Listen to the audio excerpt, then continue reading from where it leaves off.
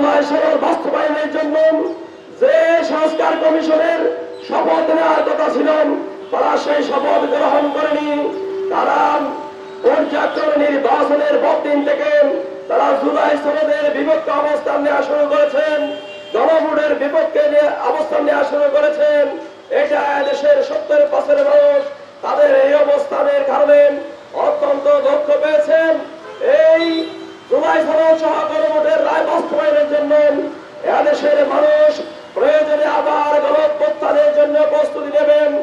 আমরা বিরোধী দলের পক্ষ থেকে সংসদে তাদেরকে সহযোগিতার কথা বলেছেন, আমরা সহযোগিতা দিয়ে যাচ্ছি।